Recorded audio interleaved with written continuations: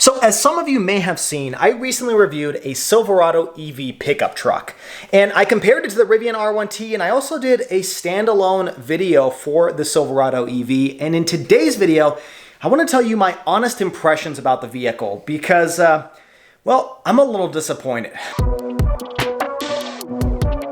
All right, so I think this deserves a little bit of a backstory. Now, being an automotive reviewer, it's rare that I show up to a car review or to film a car and I walk away with a totally different impression than when I came into filming the car. What I mean by that is generally after I've done my research on a vehicle, when I show up to film the car, it's most likely very similar to what I expected it to be, right? If I'm gonna go film for example, Chevy Traverse, I feel like it's gonna drive similar and it's gonna feel very similar to other three-row crossovers I reviewed. Obviously, there's pros and cons, and there's vehicles I would rank higher or lower in that same category, but for the most part, the impression I walk away with is very similar to what I expected going into film a car. Now, there's been several exceptions to that. The first is, honestly, the Rivian R1T. When I filmed this vehicle 2.5 years ago, it was a very early production build, and when I showed up to film the car, I kind of expected it to be a little bit rough around the edges. I mean, I expected poor build quality, things that were just not working very well, some glitches, things that were maybe overhyped on the car.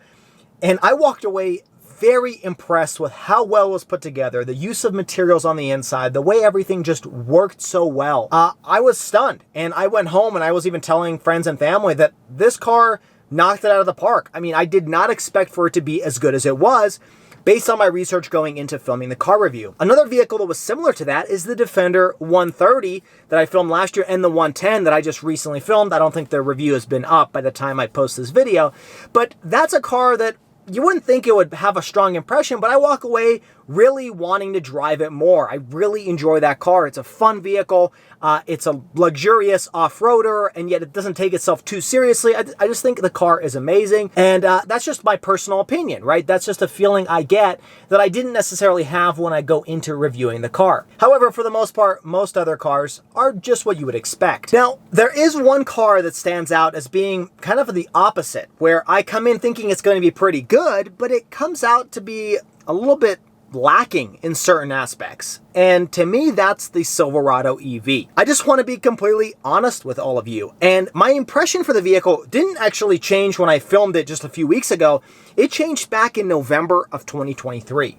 Now, the backstory of the Silverado EV, I, in full disclosure, was a day one reservation holder of a Silverado EV. When it was announced back in January of, I want to say 2022, I watched the presentation and I put my $100 refundable deposit the day it went live. The reasoning is, well, at the time, there really weren't very many options. I mean, even to this day, there's not that many, but for an electric pickup truck, there was the F-150 Lightning, there was the Rivian R1T, Cybertruck was who knows where at the time, and then the Silverado EV was supposed to come out in the fall of 23 with a promised 400 plus mile range and a sub $40,000 starting price. Now that's the big hang up here. That's the part where I want to focus on.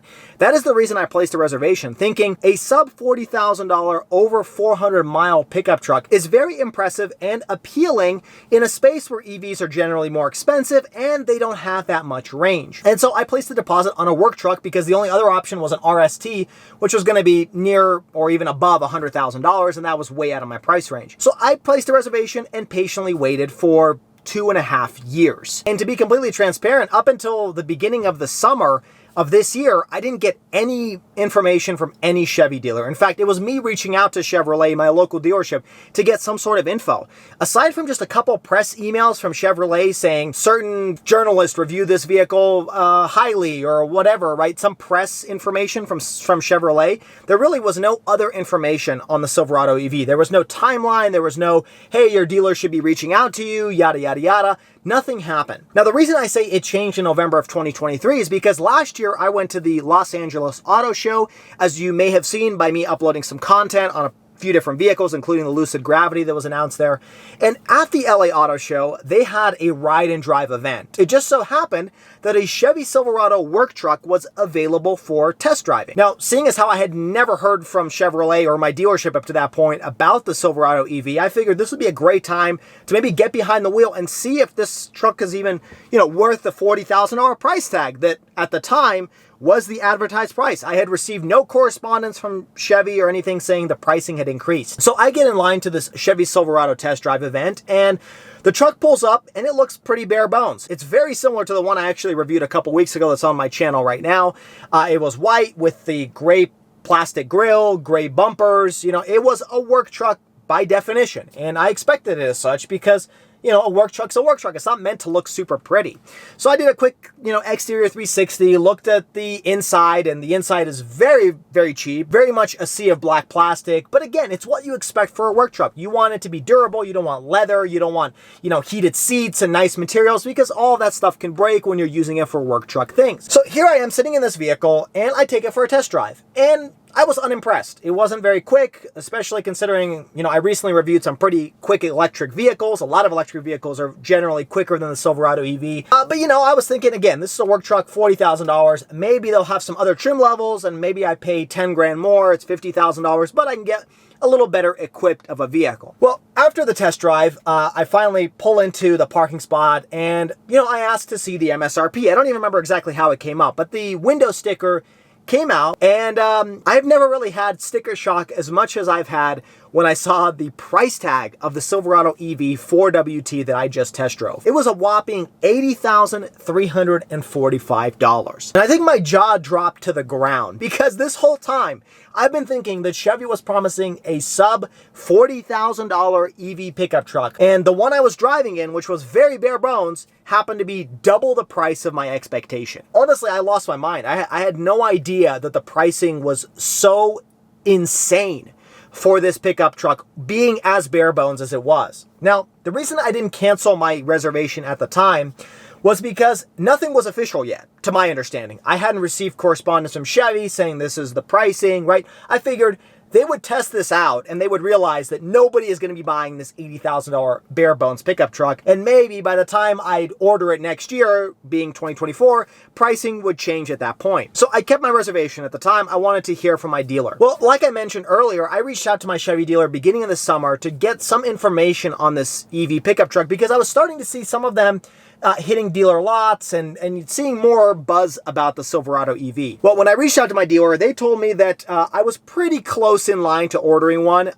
They didn't tell me the exact number, but it sounded like I could possibly get one either by the end of this year or beginning of next year. So very short timeline, relatively speaking. When I asked about pricing, they pretty much confirmed that yes, the pricing that I'm talking about, which is the mid to high $70,000 range, is the realistic pricing for the work truck trim level. That is when I pretty much decided that I am not going to be pursuing the Silverado EV. Not only is it out of my price range, but I think it is a very overpriced vehicle. And then I decided to look at other options like the Rivian R1T that I ended up leasing, and I made videos about this on the channel. Now, the reason I say the Silverado EV is overpriced is because it's just not competitive. When you start looking at the electric pickup truck space, there's very limited options. You have the Rivian R1T, which honestly I wouldn't put head to head against the Silverado EV, because this is more of a mid to full size. It's like a medium-sized pickup truck with full-size capability, but it's still not a big bed. You don't have as much legroom in the back. So I wouldn't necessarily put the Rivian R1T against the Silverado EV. I also wouldn't put the Cybertruck as a competitor to the Silverado EV, because Cybertruck is more of a showpiece. It's a little bit of a different type of truck. I don't think the conventional truck buyer is going to buy a Cybertruck. It definitely has a 6-foot bed and it's got great towing capacity, etc., but not everybody's going to want to drive that thing, right? It's a certain type of category. Same with the Hummer EV pickup truck. Not only is the bed a little bit smaller, it's also more of a showpiece. And so really, I think the only two competitors in the full-size EV pickup truck space is the F-150 Lightning and the Silverado EV. And when you compare those two, the Silverado EV just isn't competitive at its price point. So at a starting price around $75,000 for the 3WT and an $80,000 or so starting price for the 4WT, it is much more expensive than a very similarly equipped F-150 Lightning.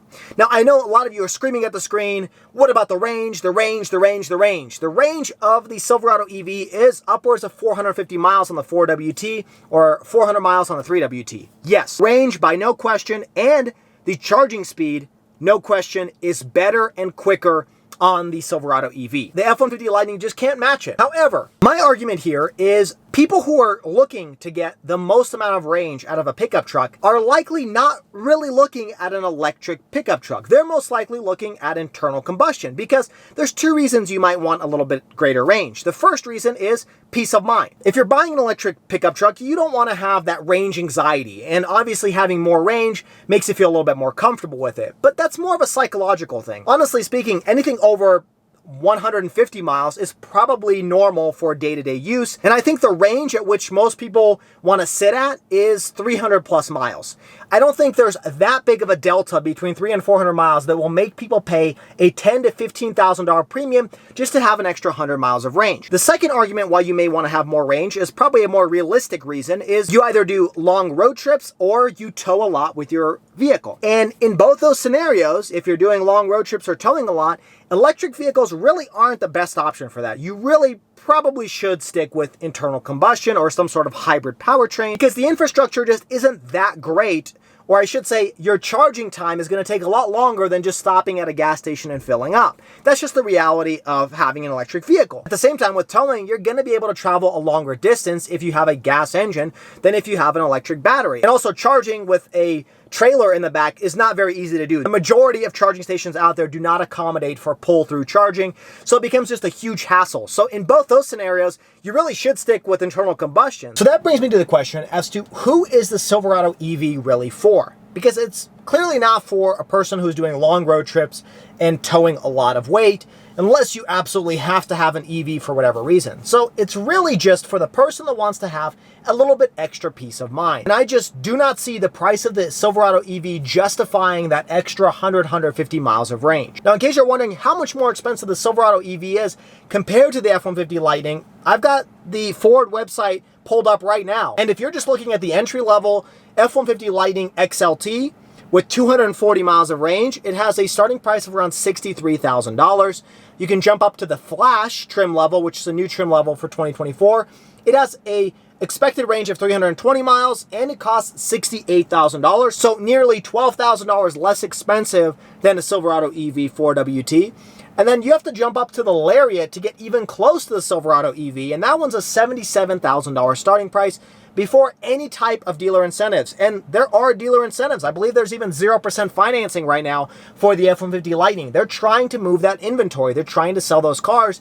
And so before even any discounts, a Lariat trim level in F-150 Lightning is the same price as a work truck trim level of the Silverado EV. And the Lariat has pretty much everything you would like. Leather seats, large touchscreen. You can even get that Blue Cruise system, which you can't get Super Cruise on the 4WT trim level. You've got a panoramic sunroof. I mean, the list just goes on and on. And Chevy wants us to believe that just for an extra 100, 130 more miles of range, you're willing to pay the exact same price, if not more, for a bare bones Silverado EV. I'm just not buying it. I don't see that happening, especially in today's market where people want more affordable vehicles. The Silverado EV, in my opinion, is very overpriced. It just does not match the pricing of its comp set. Now, the question is, why is it so expensive? And I don't believe it's because Chevy wants to price gouge its customers. I think it's because, in fact, I know it's because the battery in the Silverado EV is insanely expensive. In fact, I'd be surprised if the Silverado EV is even profitable at all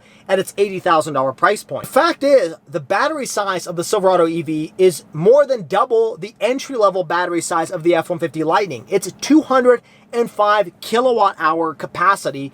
It's a massive battery stacked on top of each other to be able to get that massive 450 miles of range. So let's not kid around here and say the Silverado EV is so efficient and so aerodynamic that's why it's able to get its range. No, I mean, you could slap that same battery on an F-150 Lightning and get probably the same amount of range on a Ford.